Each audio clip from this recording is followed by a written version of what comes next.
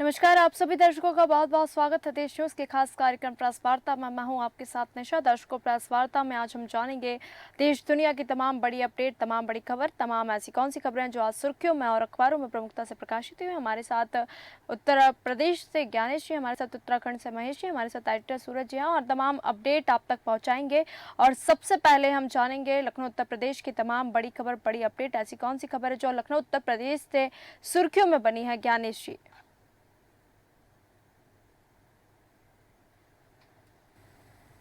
दिल्ली में योगी ने कांग्रेस पर जमकर निशाना साधा। उन्होंने कहा कि पर्सनल कानून लागू करेगी, यानी कि तालिबान शासन। उन्होंने कहा कि बेटियां स्कूल नहीं जा पाएंगी और महिलाएं बाजार नहीं जा पाएंगी। 3 तलाक की कुप्रथा को फिर से लागू कर देंगे। बुर्के के अंदर महिलाओं को दुबक कर रहना पड़ेगा जी। और भारत में तालिबानी कानून नहीं लागू होने देंगे हम। बता दें कि वाराणसी में योगी आदित्यनाथ की रैली थी और कांग्रेस प्रत्याशी अजय राय को निशाने पर उन्होंने लिया। उन्होंने कहा कि जिन माफियाओं ने इनके भाई की हत्या की, उनके सामने इन्होंने घुटने टेक दिए। भाजपा ने स्वर्गीय अवधेश राय की श्रद्धांजलि दी है और भाजपा विधायक कृष्णानंद राय के हत्यारों को मिट्टी में मिलाने का काम किया है। वहीं उन्होंने कहा कि सपा और कांग्रेस के लोग आपके घर पर डकैती डालना चाह रहे हैं। इनका घोषणा पत्र कहता है कि सत्ता में आएंगे तो जनता पर वरासत टैक्स लगाएंगे। वरासत टैक्स का मतलब है कि आपके पूर्वजों ने कोई संपत्ति बनाई है जो आपको मिली है, कांग्रेस की सरकार आने पर उस संपत्ति को आधा ले लेंगे। इसी में हम बात करेंगे आगे कि गृह मंत्री अमित शाह ने भी कुशीनगर में जनसभाएं की थी और लोकसभा की रैली की। इस दौरान उन्होंने समाजवादी पार्टी पर जमकर निशाना साधा। उन्होंने कहा कि भारतीय जनता पार्टी के नेता ने भारतीय राष्ट्रीय कांग्रेस की सीटों पर जो भी बड़ा दावा किया है, 4 जून को राहुल बाबा की पार्टी 40 भी पार नहीं कर पाएगी जी। और अखिलेश बाबू 4 भी पार नहीं कर पाएंगे। देश की जनता ने तय किया है कि अगले 5 साल नरेंद्र मोदी फिर प्रधानमंत्री बने रहेंगे। बिल्कुल।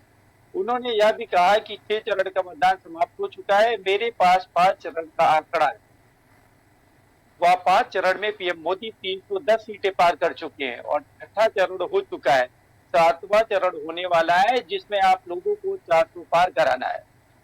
गृह मंत्री ने कहा कि 4 जून को पीएम मोदी की भाजपा की एनडीए की विजय निश्चित है और 4 जून की दोपहर को आप देख लेना कि राहुल बाबा के लोग प्रेस कॉन्फ्रेंस करेंगे और कहेंगे कि ईवीएम के कारण हम हारे हैं। हार का ठीकरा भी खड़गे साहब पर फूटेगा। इसी कड़ी में बता दूं कि अखिलेश यादव ने समाजवादी पार्टी के जो उन्होंने गाजीपुर में सोमवार को जनसभा की और उन्होंने कहा कि 4 जून के बाद जब दिल्ली में सरकार बनेगी तो सबसे पहले अग्निवीर व्यवस्था खत्म की जाएगी। फौज में होने वाली भर्ती बढ़ाने का काम करेंगे और पक्की नौकरी और पक्की वर्दी पहनने को मिलेगा। अखिलेश यादव ने यह भी कहा कि हमारा नौजवान जो पक्की नौकरी और वर्दी पहनना चाहता था, उसको आधी अधूरी नौकरी अग्निवीर को दे दिए। कहा कि अभी जो फौज की नौकरी 4 साल की हुई है, अगर बीजेपी वाले आ गए तो खाकी वर्दी वालों की भी नौकरी भी 3 साल की ही कर देंगे। तो इस तरीके से लोग लगातार अपनी जनसभाएं में आरोप प्रत्यारोप लगाने का काम कर रहे हैं। वहीं मैं बात करूंगा कि चर्चा इन दिनों इस बात की चर्चा चल रही है क्या बीजेपी की सीटें इस बार ऊपर नीचे हो रही हैं। कहीं न कहीं जो जनता में ये देखने को मिल रहा है, लोग कह रहे हैं कि बीजेपी की सीटें कम होंगी। अगर बीजेपी की सीटें घट रही हैं, तो कांग्रेस कितनी सीटों से जीत रही है। बिल्कुल। तो इसको लेकर एक होश उड़ाने वाला भी आकलन सामने आया है। निशा, आपको बता दूं कि यह आकलन राजस्थान में सबसे सटीक आंकड़ों के लिए मशहूर जो फौलादी सट्टा बाजार का है, उसने जारी किया। उसने कहा है कि इस बार कांग्रेस की सीटें बढ़ सकती है और भारतीय जनता पार्टी की सीटें कम हो सकती है। उन्होंने अपना जो गुणा गणित सामने रखा है उससे बीजेपी के होश उड़ सकते हैं। अब हम बात करेंगे कि निशा बीजेपी में जो है लगातार लोग जो है 6वें लोकसभा चुनाव में थर्ड की वोटिंग खत्म होने के बाद में भले ही हर गठबंधन जीत का दावा कर रहा हो, लेकिन वोटिंग पैटर्न के दोनों ओर के रणनीतिकारों के लिए टेंशन कहीं न कहीं खड़ी कर बिल्कुल। दी। निशा, बता दूं कि उत्तर प्रदेश में 6 चरण की वोटिंग के दौरान जो है वो 67 लोकसभा सीटों पर चुनाव हो चुका है और इन 6 चरणों के दौरान सबसे ज्यादा चर्चा का विषय कम होती वोटिंग को लेकर रहा है। बता बिल्कुल। दूं कि 2019 में वोटिंग ज्यादा थी, लेकिन कहीं न कहीं इस बार जो है निर्वाचन विभाग ने वोटिंग बढ़ाने के लिए प्रयास किए थे, लेकिन कहीं न कहीं वो सफल नहीं हो पाए जी। और हर चरणों में पिछले के मुताबिक कहीं न कहीं वोटिंग कम हुई। बिल्कुल, जी, ज्ञानेश जी, हम और तमाम अपडेट लेंगे। हमारे साथ एडिटर सूरज जी हैं और तमाम राष्ट्रीय स्तर पर ऐसी कौन-सी खबरें जो आज सुर्खियों में बनी हुई हैं और अखबारों में प्रमुखता से प्रकाशित हुई हैं, दर्शकों के साथ साझा करें। बिल्कुल निशा, अब दुनिया के सबसे बड़े लोकतंत्र का महापर्व अपने अंतिम चरण में है। 7वें चरण का मतदान कुछ दिनों में होने वाला है। 1 तारीख को यह महापर्व संपन्न हो जाएगा और इस 7वें चरण के लिए सभी राजनीतिक दलों ने अपने अपने शब्दों के बाण और तेज कर दिए हैं। जहां एक तरफ इस चुनाव में हमने देखा कि पहले चरण से लेकर के 6वें चरण के मतदान तक अलग अलग मुद्दों को हवा दी गई। कहीं संविधान बचाने की बात कही गई, कहीं लोकतंत्र बचाने की बात कही गई, राम मंदिर की बात कही गई कि यदि जहां भारतीय जनता पार्टी ने एक बात कही कि यदि कांग्रेस या सपा सरकार में आते हैं तो ये राम मंदिर पर ताला लगा देंगे, रामलला फिर ट्रेन पर जाएंगे। वहीं दूसरी तरफ अब एक नई बात कही जा रही है कि जिस तरह से प्रधानमंत्री नरेंद्र मोदी ने कल कहा कि अरविंद केजरीवाल और राहुल गांधी को पाकिस्तान का समर्थन प्राप्त है, यह जांच का विषय है। और जिस तरह से देखा गया था कि पहले जो पूर्व मंत्री रहे हैं पाकिस्तान के, उन्होंने राहुल गांधी की तारीफ में कसीदे पढ़े थे और कहा था कि भारत के प्रधानमंत्री के रूप में राहुल गांधी को प्रधानमंत्री बनना चाहिए। दूसरी तरफ पाकिस्तान के एक और मंत्री ने अरविंद केजरीवाल का फोटो डाल करके लिखा था। तो अब अरविंद केजरीवाल और राहुल गांधी के पाक प्रेम को लेकर के प्रधानमंत्री नरेंद्र मोदी ने लगातार निशाना साधा है।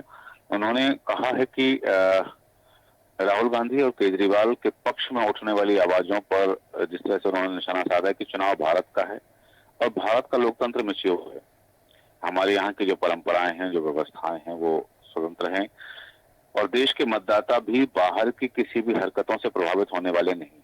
प्रधानमंत्री ने कहा कि मैं नहीं जानता कि कुछ ही लोग हैं जिनको हमारे साथ दुश्मनी रखने वाले लोग पसंद करते हैं और कुछ ही लोग हैं जिनके समर्थन में पाकिस्तान से आवाजें उठती हैं। अब ये बड़ी जांच पड़ताल का गंभीर विषय है कि भ्रष्टाचार पर पीएम मोदी ने कहा है कि लोग कल तक जिन बातों की वकालत करते थे आज उन्हीं चीजों का विरोध कर रहे हैं।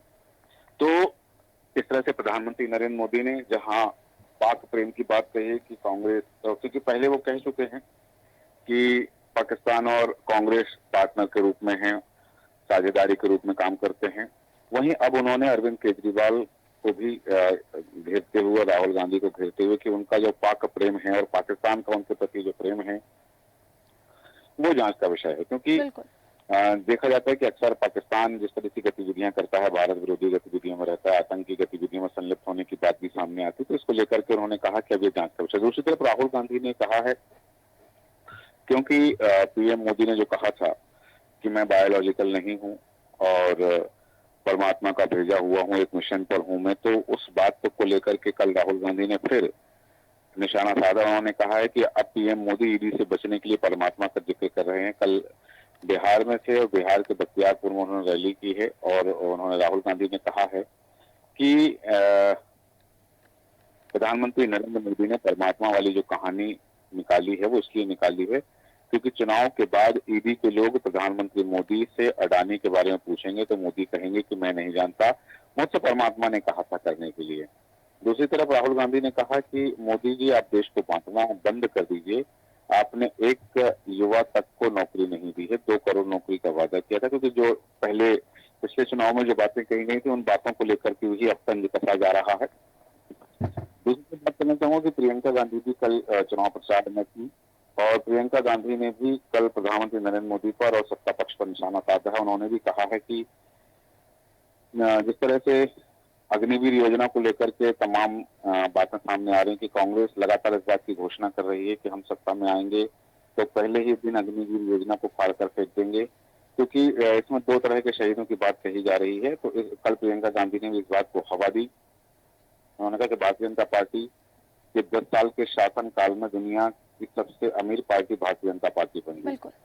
उन्होंने कल चंबा में थी वो हिमाचल में, और उन्होंने वहां पर कहा कि जिस तरह से पहले भारतीय जनता पार्टी ने गोवा की, अरुणाचल की और मध्य प्रदेश की सरकार चोरी की है, वहीं अब ये भ्रष्टाचार करके हिमाचल की सरकार भी चोरी करने वाले हैं। इनकी नीयत से लग रहा है कि हिमाचल की सरकार भी चोरी करेंगे। दूसरी तरफ बात करूं अरविंद केजरीवाल की, अरविंद केजरीवाल भी कल चुनाव प्रचार में थे और जालंधर में उन्होंने जो कहा है क्योंकि उन्होंने एक तरफ प्रधानमंत्री नरेंद्र मोदी, दूसरी तरफ केंद्रीय गृह मंत्री अमित शाह पर निशाना साधा है।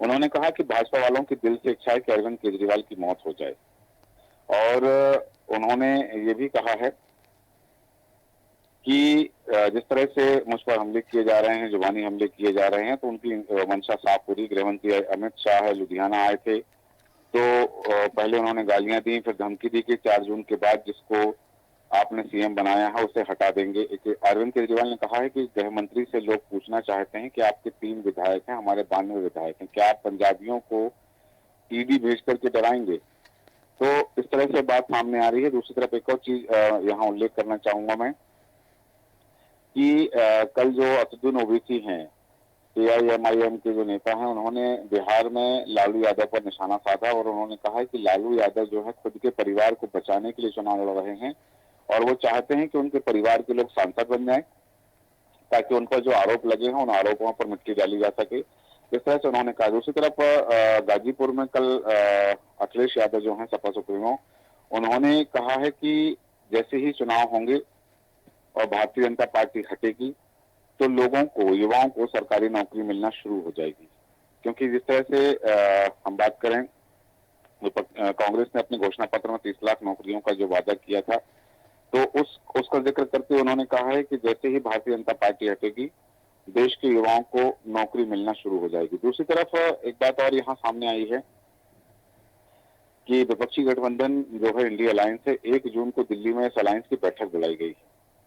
हालांकि देखा जा रहा था कि जिस तरह से गठबंधन की, विपक्षी गठबंधन की जो बैठकें हुई हैं, चाहे हम बेंगलुरु बैठक की बात करें, पटना बैठक की बात करें, जब से विपक्षी गठबंधन की शुरुआत हुई है, नीतीश कुमार ने उस समय अगुवाई की थी, लेकिन नीतीश कुमार अब गठबंधन छोड़ चुके हैं और इस 1 जून की बैठक में भी कयास लगाए जा रहे हैं कि ममता बनर्जी जो हैं वो इस बैठक में शामिल नहीं होंगे। हालांकि ममता बनर्जी ने पहले कांग्रेस के खिलाफ ही बयानबाजी की है।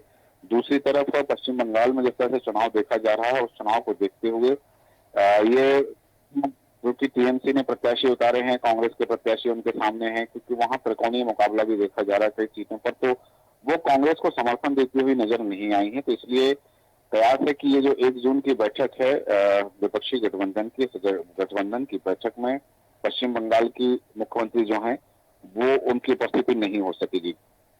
दूसरी तरफ मैं बात करना चाहूंगा कि कुछ और खबरें हैं जिन्होंने सुर्खियां बटोरी हैं, क्योंकि जिस तरह से स्वाति मालीवाल वाला जो प्रकरण रहा है कि सीएम हाउस में उनकी पिटाई हुई है, आरोप लगाया है, फिर उसके बाद में वो पूरा नाटकीय घटनाक्रम चला है और नाटकीय घटनाक्रम के बाद में विभव की जब गिरफ्तारी हुई है और उसके बाद में अरविंद केजरीवाल उसके विरोध में सड़कों पर उतरे हैं, तो कल कोर्ट में सुनवाई थी और केजरीवाल के पीए की जो दलीलें दी गई थी, उन दलीलों को सुनते हुए स्वाति मालीवाल कोर्ट में रो पड़ी और रोते हुए उन्होंने कहा कि विभव ने मेरा सर जो है टेबल पर पटका था।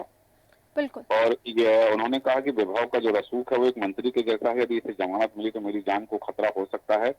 और इस तरह से कल उन्होंने दिल्ली को पहले तो कोर्ट में रोती रही, फिर कोर्ट से बाहर भी रोती हुई निकली और उन्होंने कहा कि ये जमानत नहीं मिलनी चाहिए। दूसरी तरफ देखें कि अरविंद केजरीवाल ने सुप्रीम कोर्ट में से 1 हफ्ते की मोहलत मांगी है, क्योंकि उन्होंने याचिका लगाई है कि वे मनी लॉन्ड्रिंग केस में 2 जून तक अंतरिम जमानत पर हैं और केजरीवाल ने कहा है कि जेल में उनका वजन 7 किलो घट गया और शरीर में जो है केटोन स्तर बढ़ा है, इसलिए डॉक्टरों ने उन्हें फैट स्कैन के लिए अन्य जांच कराने के लिए कहा। तो डॉक्टरों की आशंका है कि यह संकेत किडनी की बीमारी या कैंसर के हो सकते हैं, तो उन्होंने हेल्थ बेस पर सुप्रीम कोर्ट से 1 हफ्ते की और जमानत मांगी है। दूसरी तरफ बात करना चाहूंगा कि कुछ ऐसी खबरें जिन्होंने सुर्खियां बटोरी हैं कि मध्य प्रदेश से संदर्भ से मैं बात करूं तो कि 11 स्कूलों से जो बढ़ी हुई फीस थी, वो फीस के 81 करोड़ रुपए वसूलने की बात सामने आ रही कि जो स्कूलों ने बढ़ी हुई फीस ली थी और इस मामले में 6 प्रिंसिपल सहित 20 लोगों को गिरफ्तार किया गया। मैं बताना चाहूंगा निशा दर्शकों को कि इस संदर्भ में देश न्यूज ने खबर प्रसारित की थी कि अभिभावकों को लूटने की जो कार्रवाई की जा रही है, अभिभावकों को लूटा जा रहा है, बढ़ी हुई फीस ली जा रही है, तो देश न्यूज की खबर का असर हुआ है और स्कूल की किताबें, यूनिफॉर्म, अन्य शिक्षण सामग्री के नाम पर अभिभावकों से मनमानी वसूली करने वाले निजी स्कूलों के खिलाफ बड़ी कार्रवाई हुई है। और मैं बता दूं कि जबलपुर के 11% स्कूलों से मनमाने ढंग से वसूली की गई, जो 81 करोड़ रुपए से ज्यादा की राशि थी, जी वह 21,000 विद्यार्थियों को वापस कराई गई है। इन स्कूलों पर 22 लाख रुपए की पेनाल्टी भी लगाई गई है। साथ ही मैं बताना चाहूंगा कि 55 दिन यह जांच चली है। देश न्यूज ने जब खबर चलाई थी, और खबर चलाने के बाद यह जांच चली है, और जांच के बाद में जिला प्रशासन ने कार्रवाई की है। बिल्कुल। स्कूल प्रबंधन, प्राचार्य, बुक सेलर को लेकर के 51 लोगों के खिलाफ जो है यह कार्रवाई की गई है। 20 से ज्यादा लोगों को गिरफ्तार किया गया है, और कार्रवाई की भनक लगते ही कुछ आरोपी फरार हो गए। हालांकि जबलपुर कलेक्टर के निर्देशन में कार्रवाई हुई है।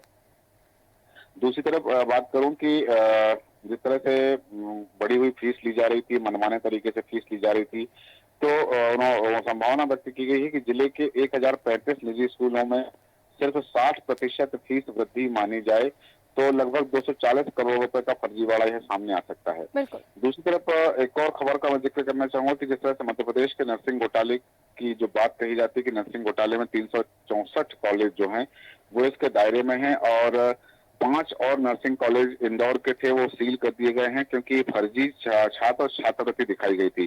क्योंकि जिस तरह से देखा गया कि इस नर्सिंग घोटाले में सीबीआई के इंस्पेक्टर की संलिप्तता पाई गई थी, और सीबीआई के 2 इंस्पेक्टर गिरफ्तार किए गए थे, और सीबीआई के द्वारा ही अपने ही इंस्पेक्टर को गिरफ्तार करके उन्हें बर्खास्त किया गया था। तो अब इस मामले में कुछ और खुलासे होना लगातार जारी है, और साथ ही देखा जा रहा है कि जिन कॉलेजों पर अब तक कार्रवाई हुई, संभावना व्यक्त की जा रही है, क्योंकि 2022 में न्यायालय के आदेश पर सीबीआई के द्वारा यह जांच जारी की गई थी, जिसमें नर्सिंग कॉलेजों की जांच करनी थी, लेकिन जो उपयुक्त नहीं थे, जो पर्याप्त संसाधन भी जिनके पास नहीं थे, उन कॉलेजों को मान्यता देने के लिए या उपयुक्त का जो सर्टिफिकेट सीबीआई के द्वारा दिया गया था, अब उन सभी की जांच की जा रही है। जी निशा।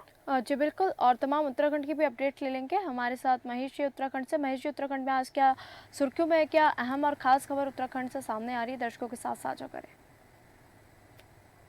निशा जी, मैं बता दूं कि यहाँ उत्तराखंड के चीफ मिनिस्टर पुष्कर सिंह धामी जी ने कल ऋषिकेश प्रयाग जो रेल योजना है उसको निरीक्षण किया, और साथ ही वहां पर उन्होंने कहा कि चार धाम यात्रा को लेकर के प्राधिकरण बनाया जा रहा है, और इसकी उन्होंने औपचारिक घोषणा भी लगभग कर दी है। साथ ही उन्होंने कहा कि ये प्राधिकरण के अंदर में जितने भी धार्मिक मेले होंगे वो भी इन्वॉल्व किए जाएंगे। बिल्कुल।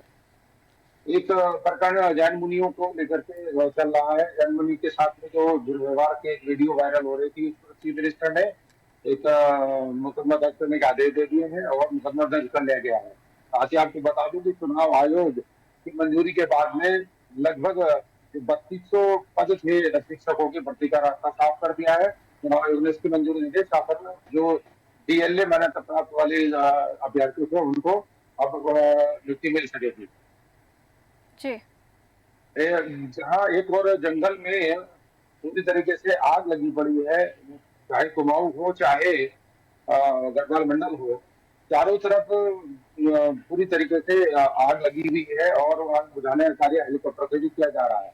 आपको बता दूं निशा, इसी बीच जंगल में पत्थरों के साथ में एक वनकर्मी की झड़प हुई है। उसमें उन्होंने जो वनकर्मी थे प्रकाश तिवारी, उनको चमनचरा दिखाया और उन्हें गोली भी जोक दी है। वो बाल बाल बच गए, हॉस्पिटल में भर्ती है।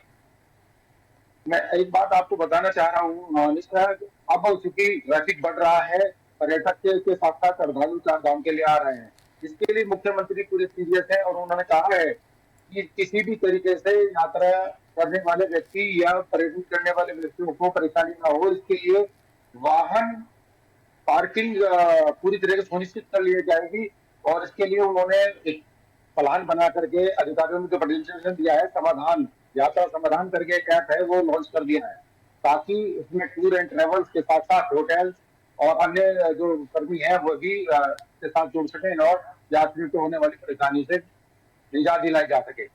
आपको बता दूं पिछली लगभग 4 वर्षों का रिकॉर्ड गर्मियों का, इनके साथ साथ रात में भी तापमान बढ़ गया है। मौसम विभाग का कहना है कि ये लगभग अभी 3 से 4 दिन और रहेगा, इसके बाद थोड़ी सी राहत की संभावना पहाड़ में हो सकती है। जी। एक निशा आपको बता दूं कि पश्चिम बंगाल का एक पर्वतारोहण दल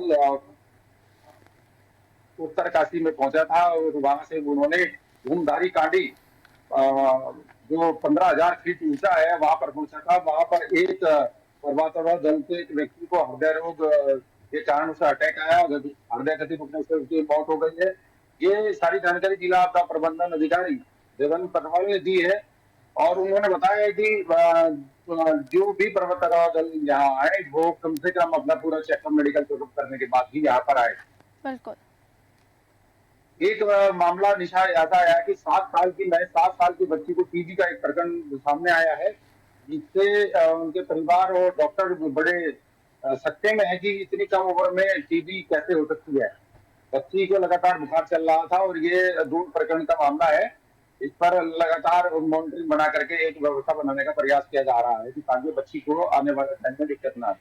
जी निशा, उत्तर काशी की मोरी के सालारा गांव में 14 मकान जलकर राख हो गए हैं। देहरादून से एसडीआरएफ की टीम वहां के लिए रवाना हो गई है। ये पुरोला विधानसभा पड़ती है, इसका मोरी ब्लॉक में ये गांव है जहां ये भीषण अग्निकांड हुआ है। जी एक बात और बता दूं निशा कि ओएनजीसी का मुख्यालय, पूरे देश का मुख्यालय देहरादून में था। अब यहाँ से ये शिफ्ट करने की तैयारी कर रहे हैं ओएनजीसी का मुख्यालय। अब ये दिल्ली ले जाने की बात कर रहे हैं। इससे यहाँ के कर्मचारी और यहाँ का जो ट्रेड यूनियंस है उन्होंने मांग की है कि सरकार से मांग की है कि वो शिफ्ट करे ताकि कम से कम यहाँ जो मुख्यालय का दर्जा, यहाँ लगभग 2800 से अधिक कर्मचारी थे। अब जिनकी संख्या घटकर लगभग 1300 रह गई है। इसको लेकर के स्थानांतरित करने का प्रकरण लगातार पहले से चलता आ रहा था, लेकिन अब ये हवा बहुत ज्यादा तेजी से चलने की वजह से यहाँ से मुख्यालय का दर्जा खत्म कर दिया जाएगा। जी एक और बात बता दूं निशा, मैं आपको 2 साल पहले चीला शक्ति नहर में डूबी कार और एसडीआरएफ ने निकाला 2 साल पहले। आप देखिएगा कि पानी का स्तर कितना बड़ा रहा था। ये उस वक्त की बात है जहाँ अर्चित बंसल 32 वर्षीय अपने 3 वर्षीय पुत्र राघव बंसल के साथ नहर में के पास जा रहे थे। उनका एम्बुलेंस होने की वजह से ये गिर गई थी और तब से आज तक ये कार नहीं मिली थी। एसडीआरएफ ने ये कार निकाल ली है और उसमें से निकाले हैं। जी ज्ञान जी जी जी महेश जी। आपको मैं बता दूं निशा, जंगल में जो आग फैल रही है उसमें इतने सारे विभाग के जो इंतजाम है वो बिल्कुल केवल आंकड़े साबित हो रहे हैं। किसी भी तरीके से अभी विभाग इस पर कोई भी काबू पाने में कामयाब नहीं रहा है। बिल्कुल जी। एक बात और बता दूं, गुप्ता बंधुओं की जो जहाँ गिरफ्तारी हुई थी, बिल्डर ने जो सुसाइड किया था वो कल उस पर एक उन्होंने जमानत याचिका डाली थी, लेकिन कोर्ट ने उन्हें जमानत देने से इनकार कर दिया है। बिल्कुल जी जी महेश जी, बहुत बहुत धन्यवाद तमाम उत्तराखंड की अपडेट देने के लिए। हमारे साथ ज्ञानेश जी थे जिन्होंने तमाम उत्तर प्रदेश की अपडेट थी। हमारे साथ हमारे एडिटर सूरज जी जिन्होंने तमाम राष्ट्रीय स्तर पर और चुनावी मुद्दों से जुड़ी तमाम अहम और बड़ी जानकारी आप तक साझा की। तो दर्शकों, आज प्रेस वार्ता में हमने जाना देश दुनिया की तमाम बड़ी खबर, बड़ी अपडेट। ऐसी कौन सी खबर थी जो आज सुर्खियों में थी और अखबारों में प्रमुखता से प्रकाशित हुई। प्रेस वार्ता में फिर मिलेंगे नई खबरों के साथ। देखते रहिए देश न्यूज़। नमस्कार।